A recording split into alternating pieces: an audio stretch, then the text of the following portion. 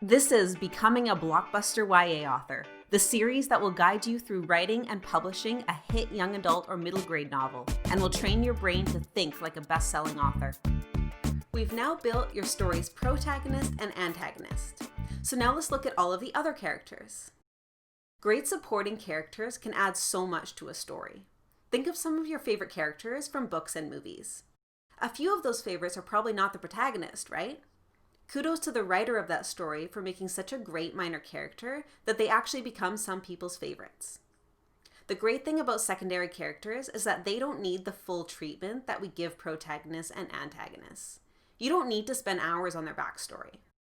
Think of the character Al in Die Hard. He doesn't get a ton of screen time, but we're given his backstory that he once shot a kid and now has a problem drawing his weapon. And at the end, he manages to draw his weapon and save the day. His arc is based on one key fact, and it makes him a great character. You can do that too. So let's look at 4 ways you can create a supporting cast that your readers will fall in love with. Number 1, a physical hook. Give them a unique description or distinguishing feature that will help your reader identify and remember them. For example, greasy black hair and a hooked nose, or a dwarf with mismatched eyes. If you've read Harry Potter or Game of Thrones, you can probably name the characters by those descriptions alone. We know the authors have done a good job because we don't even need to read the characters' names to know who they're talking about. So describe a character using their physical hook at least a few times so they become solidified in the reader's mind. Number 2, a goal.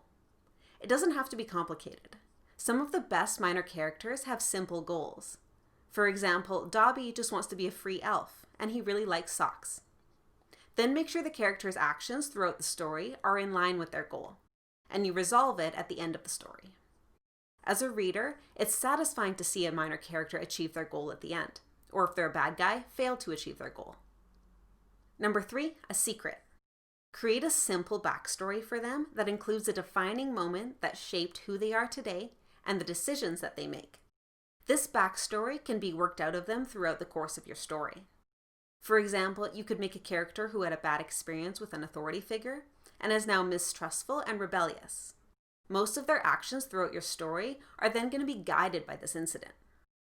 If a particular character's story is more complex and detailed, or if you have a lot of characters with a lot of backstories, don't feel like you have to work all of it into your book.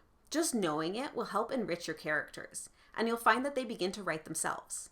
You'll know how a character will respond to events because you're already familiar with them. Number 4, relation to the theme.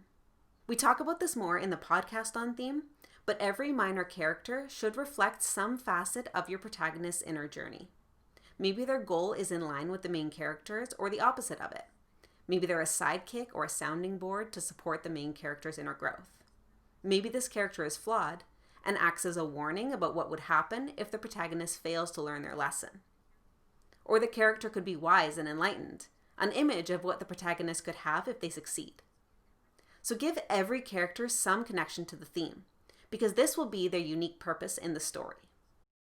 So those are the 4 things that every secondary character needs: a physical hook, a goal, a secret, and a relation to the theme. Now I know for books that need a lot of characters, like say the setting is a boarding school or you have an entire crew or training academy, it can be hard to come up with a lot of distinct personalities, never mind exhausting. So here's a tip. Try modeling your characters after archetypes or symbols. For example, you could model your cast of minor characters after Jungian archetypes. These include the caregiver who wants to provide service, the everyman who wants belonging, the jester who wants pleasure, and a lot more. Try researching these and using them as inspiration. You could also pick symbols that each character sort of embodies, like earth, air, fire, and water, or the 7 deadly sins, or anything else you can come up with. But remember that even if your setting requires a lot of characters, like a school or a kingdom, it's better to have fewer characters and give each one a distinct purpose than to have a lot of characters who serve the same purpose. Like bring forward 4 main supporting characters who are each unique and well-developed, and then refer to the rest of the army or students or whoever as a nameless group.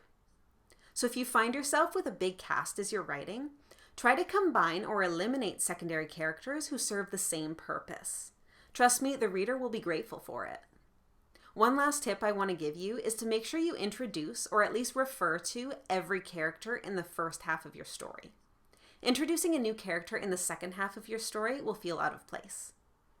I invite you now to fill out the worksheet that's linked below, which will help you build a vibrant supporting cast that meets these 4 criteria that we talked about. If you're taking our coaching program, you can run your ideas past us during our next call, and we can help you identify what kinds of characters will best complement your story. For free guides, worksheets, and to apply for personal coaching, go to blockbusterya.com.